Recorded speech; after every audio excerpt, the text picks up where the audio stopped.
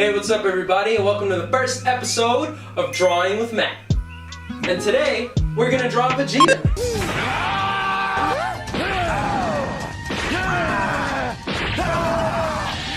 He is my favorite character in Dragon Ball Z, so I figured I'd start the series by drawing him. So, let's draw.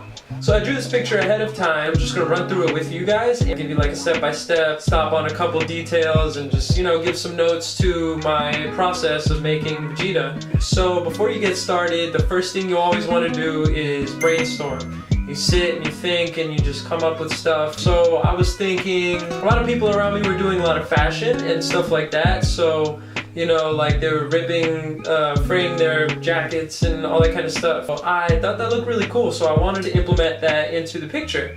So I wanted to make Vegeta in a way that you've never really seen him before, more of like an urban Vegeta that's hanging out with Trunks and Bulma and the family, doing like a family thing, and something crazy happens in the middle of the family thing, like, get into an epic fight, bust into Super Saiyan mode real out of nowhere. And so that was some of the brainstorming that I was doing when I made this picture. I was thinking of him being more of like epic and just a powerful image of Vegeta, just real strong, explosive kind of feeling in the picture. But sometimes, pictures just kind of do their own thing sometimes. I have a plan for them, I start making it, and it just kind of goes into one direction. I don't always fight the direction, I kind of just go with it because I tend, sometimes you like the direction it's going, sometimes you don't. I happen to like this one, so I went with it. The first thing after brainstorming that you're going to want to do is think of reference. It's always important to use reference to make sure that you have the anatomy right when you're making your characters or when you're drawing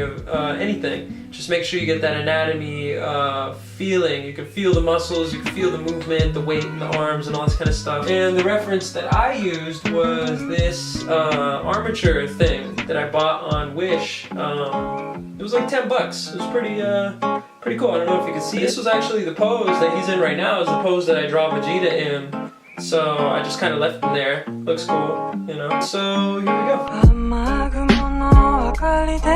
So I just did a basic sketch. You can see it's real scratchy, just like, just the basic idea. I just wanted to put it in there. You can feel where I'm going with it. And you just make sure that the anatomy is believable. And you can like really understand what I'm going for with the stance and all that stuff. You can kind of feel it a little. So as you can see, I'm starting with the base, just like a solid silhouette of this sketch. I'm pretty much not really thinking about coloring in the lines yet. I'm just kind of like basically filling in the space. And just now I can get started on detailing and shadowing and the values and shading and lighting. Because lighting would be the next step. So right now I'm just going in there and I'm detailing. I'm trying to find Vegeta in here. I'm trying to pull him out in my own kind of way. I didn't really want to like just take Dragon Ball Z's exact style. I want to just do it my own kind of style. You can tell, especially through the eyes, that it's very different from Dragon Ball Z's style. That's a big pointer, a big note in animes usually, is the eyes. That's usually what differentiates animes. So yeah, here I'm just detailing. As you can see, I'm focusing a lot on the face because that is where the focal point would be the face of any characters that I do. Usually I try to focus on the face a lot. That's usually where I start in general, is the head. So I start with the head and the face, and it kind of like sets my rhythm for the rest of the artwork and the rest of the detailing. I'm just gonna detail here for a minute and I'll catch you when I'm done.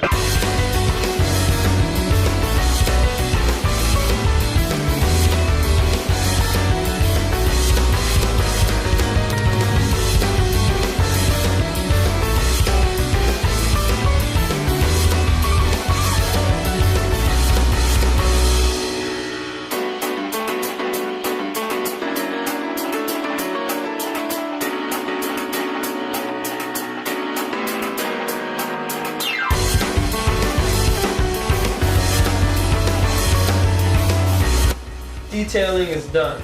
Now I gotta color the picture. So now I'm adding a base color to everything, every section. Get a separate layer so that after I finish, you don't really worry about the colors too much at first. You just kind of fill it in and make it real clean, make it like a solid. And now they're all in separate layers. Now you can go in and decide and look at the colors and change them up and try to feel out what you want.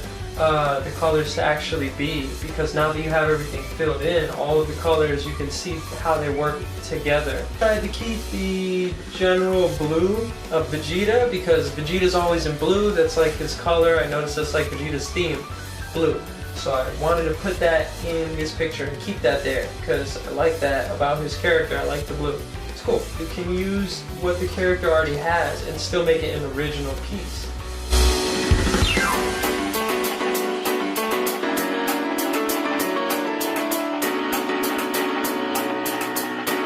So yeah, I add a yellow trim to everything, so it's the blue and the yellow working together. I'm working on just the energy all around him, the energy beams. You want it to look like natural, like kind of think of how wind would look. And then, you know, add color to it. They always got the little, like, you know, effect around them of the energy and bursting out of them. They're key. Look as natural as possible, not make it too clumpy, and not make it too linear. Make it more like flowing, like it's a natural thing.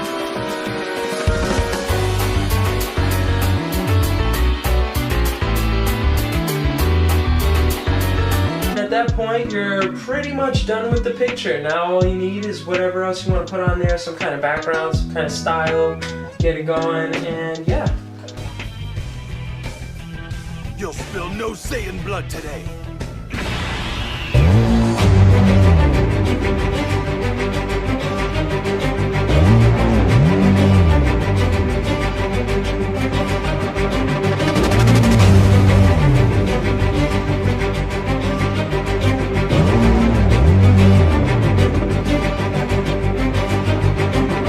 So yeah, there you go. That's how I drew Vegeta. I really had a lot of fun making this. It was really exciting because it's my first episode. Please subscribe to my channel and share my video. Leave me some comments. I want to know what you think. What do you think I should draw next? Thanks again for drawing with Matt.